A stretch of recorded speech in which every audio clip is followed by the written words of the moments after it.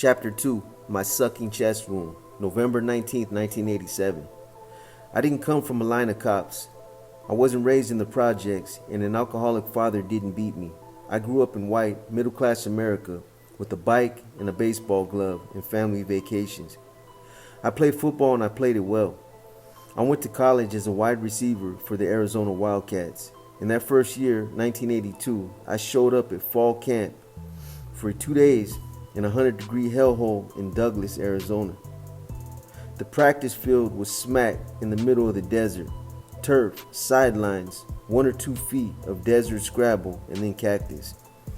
Most wideouts want to run or outrun the defense for game-winning passes, catch the ball over their shoulder, and screw the prom queen.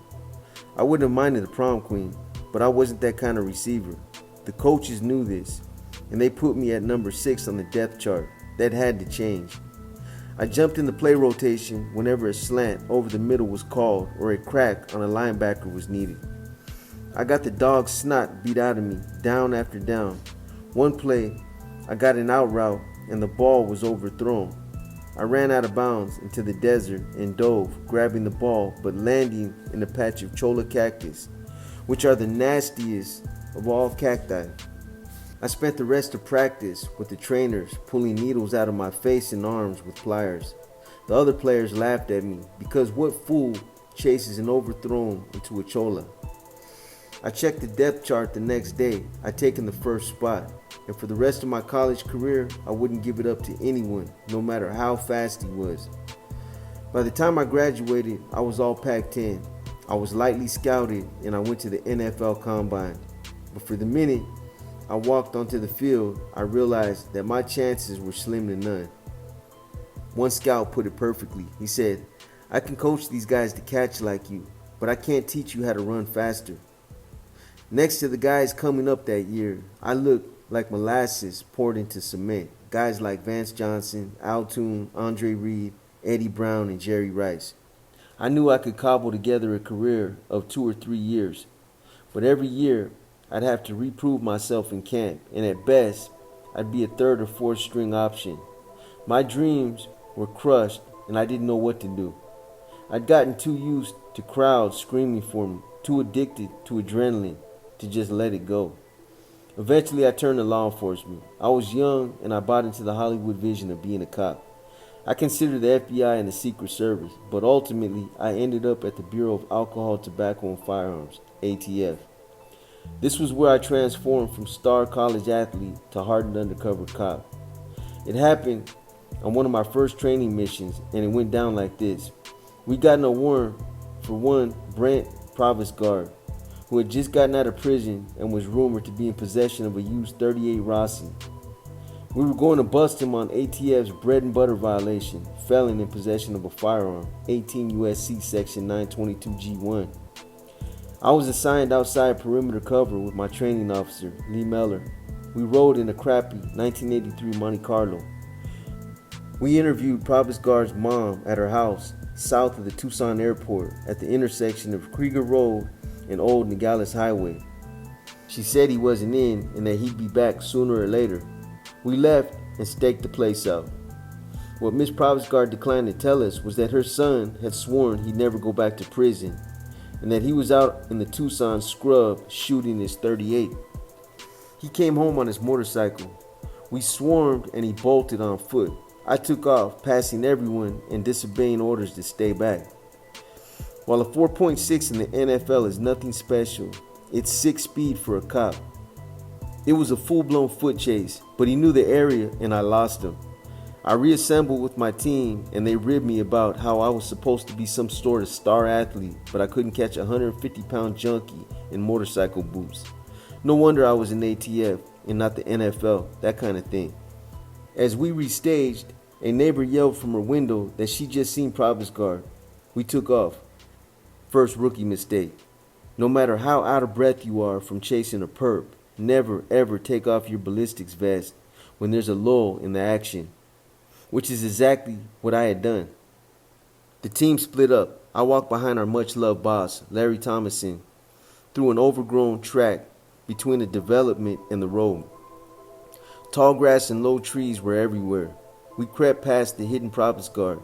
I caught movement out of the corner of my eye, but before I could try to react, he was up with his gun on me. Drop it, motherfucker.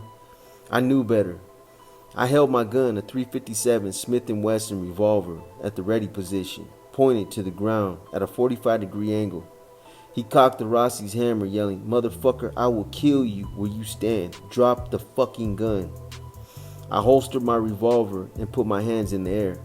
Thomason cocked his hammer. He had Provost Guard in his sights, but he was toting a 2-inch barrel revolver and he was 30 feet away. Thomason knew that if he fired, there was a good chance he'd hit me. He held. It was the right decision, but one that gravely altered his psyche. He was a committed leader in charge of showing a young man the ropes of a dangerous profession, and he never forgave himself for not taking that shot. I've always told him that the blame was mine, but he never accepted that. The others searching an adjacent area responded. When Provost Guard saw the empty Monte Carlo, his eyes, intense, bottomless specks, lit up. He was going to get out of there. Provost Guard's gun was thrust out in front of him. When he got close enough, I planned on pulling his arm and using it as leverage to disarm him. The plan died when he tucked his gun to his side. Before I knew it, he had me in front of him, his arm around my neck, the cold barrel of the Rossi at my temple. I suddenly realized that it had rained earlier and that the desert brush smelled like a clean backyard, which is what I imagined heaven must smell like. I hoped I wasn't about to find out if my imagination was correct. We moved to the car. Provost Guard shoved me into the driver's seat and squeezed into the back, keeping the gun on my head. ATF agents surrounded us, their weapons drawn and their mouths running. Provost Guard said, "Close the door and drive, motherfucker." I didn't. The car wasn't running. The keys were in the ignition. He shoved the barrel into the hollow of my neck. I wondered, should I drive, put the seatbelt on, and run into a telephone pole, or get shot here and let my partners waste him?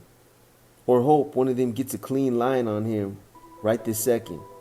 Or lie down and try to stay out of the way of everyone's bullets that were sure to puncture the Monte Carlo any second? Or drop the keys. Yes, drop the keys. If I was going to die, then he was going to die too. I pulled the keys out of the ignition and let them fall into the footwell. I said, I dropped the keys. Motherfucker, I leaned forward and Provost Guard did too. Meller, who was the closest to the passenger side of the car, stuck his revolver in the rear window gap and emptied it. Others fired. Provost Guard, his body, shocked from the bullets, cleaning out his heart and lungs, reflexively squeezed the Rossi's trigger. The bullet went in between my shoulder blades, just missed my spine, punctured the top of my left lung, and exited under my collarbone. Provost Guard had the death rattle. I had a hole in my chest. They call it a sucking chest wound because when you inhale, air is sucked through the wound directly into the void of a collapsing lung. Blood gushed out of the hole like water from a garden spigot. We were dragged out of the car. Provost Guard was cuffed. You have to love police procedure in times like this. And laid in the dirt, face up. I was shoved into the back seat in pools of Provost Guard's blood and bile and tears. And Thomason jumped into the front seat and took off. I was in and out of consciousness as Thomason channeled Dale Earnhardt Jr. through the Tucson dusk. I said the Lord's Prayer and apologized to my parents for not being a good enough cop to make them proud. Then I took a little nap. I came to at the hospital. I was on a gurney. The ceiling rushed by in blue and white streaks. The soft but anxious pitter-patter of nurses and orderlies' feet on linoleum filled my ears. There were 2 black nostrils above me, and above them a tuft of brown hair, and around that a half moon of white paper. A hat, my nurse. Her gaze was locked on the horizon. I asked, Am I going to die? She looked down. She was pretty. Her left hand pushed into my chest. You're hurt bad. We're not sure yet. I passed back out. I woke back up to a screaming pain in my chest. A boyish resident was inserting a clear tube into a hole he'd scalpeled through my ribcage to prevent me from drowning in my own blood. The tube would also be used to clear blood clots before I went into the operating room. I never felt such pain and discomfort. Having an inch-wide tube inserted into a raw, whole of flesh was like, well, it was just like that. I was not anesthetized. There hadn't been time. I was dying. I looked at the tube, which was attached to a pump. Stewed tomatoes, aka my blood and guts, pulsed through it. When he was done with that, the resident directed me to a video screen. He said proudly that they put a shunt in my femoral artery that helped guide a medical camera through my torso. He said they were looking for heart and arterial damage caused by bullet frag. I thought, far out. I passed back out. I woke back up naked and freezing. A nurse leaned over my midsection holding a thin tube, giggling. I asked her what was so funny. I knew she was laughing at a shriveled dick whose size would have embarrassed a 12-year-old boy. I gathered all my strength and said, "You could have a little respect for a guy who should be dead. And what exactly is your name?" She straightened up and stuck the catheter in. She covered me up and put her hand on my forehead. I passed back out. I woke back up. I was in bed. The bed was in the recovery room. There were all the usual machines going beep, beep. There were IV bags and fresh flowers and foil balloons. There was an oversized teddy bear. My feet were elevated. And there was the tube, inserted cleanly into my chest, surrounded by white gauze and tape. A beep beep went off, unlike the beep beeps monitoring my heart and respiratory rates. A sound like a small servo followed. Not 10 seconds later, I was as high and happy as I could be. I passed back out. I woke up, I passed out. I woke up. Nurses changed my bedpan and sponged me down. I recovered some strength. I got up and walked around, dragging my setup, the IV, the morphine drip, the chest tube, detached from its pump, around with me.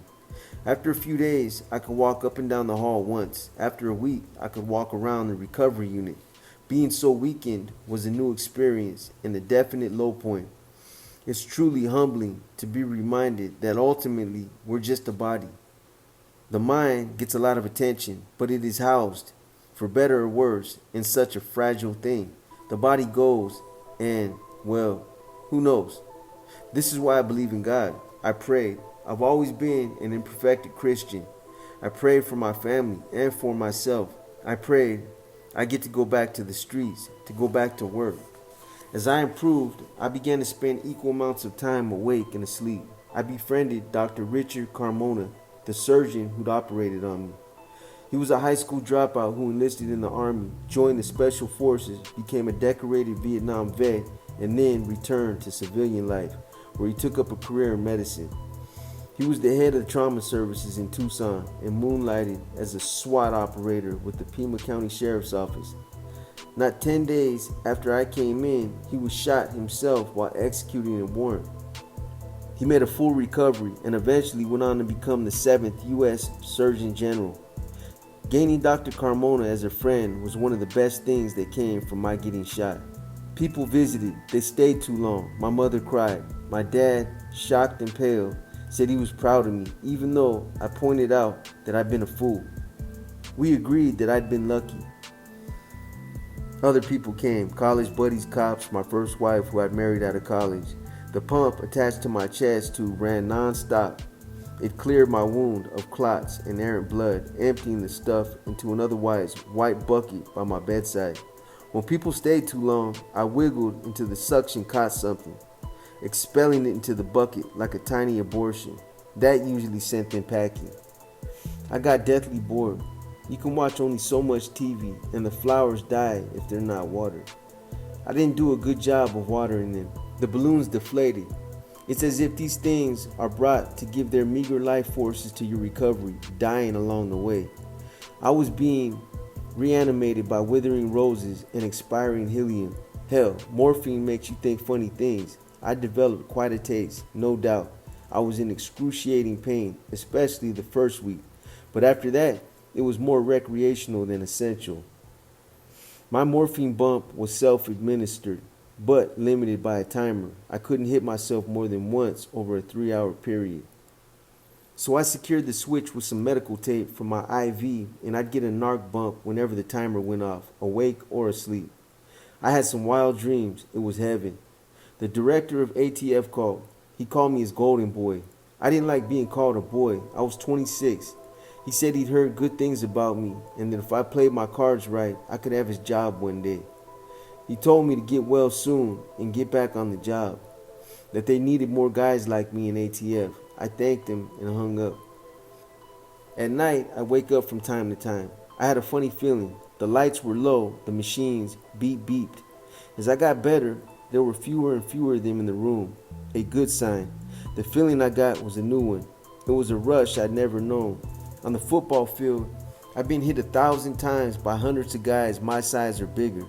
I'd taken some real kill shots and always tried to get back up right away. It was a pride thing. When they dragged me out of the car, my chest was spurting and gurgling. I actually pulled myself into a sitting position. It was the best I could do. The new feeling was this: I couldn't be stopped. After being shot, I began to feel the first pangs of instability.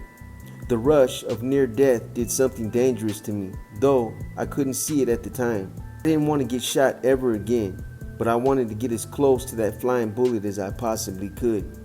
Getting cheered by 80,000 football fans was an incredible feeling, but it didn't even register when compared with the rush of walking the line between life and death when no one was watching. I'd taken the prescribed amount of painkillers, but that didn't change the fact that when I left the hospital, I felt like a full-blown junkie. I had black circles under my eyes and puked brown tar for a week. No appetite for anything but the smack I couldn't have. I cleaned up, shakes, sweat, tears, the whole thing. My wife at the time wanted to know if that was it for me. She wanted me to get out. I couldn't blame her. I said, this was why I was in it. She asked, to get shot? I said, no, to go toe-to-toe with these guys. I lost this time, but I won't lose again. Not long after that, we got divorced. The director's words rang in my ears. I could have his job. His job involved a large slab of wood and an executive-style telephone with lots of buttons and lights. Shoot, in that year, 1987, he probably even had his own computer. It didn't appeal to me. The bullet put the rush of the streets in me and through me. It guaranteed I'd never direct anything but myself and convinced me that large desks were for castrated dummies. I thought, fuck that, I'm gonna be an undercover.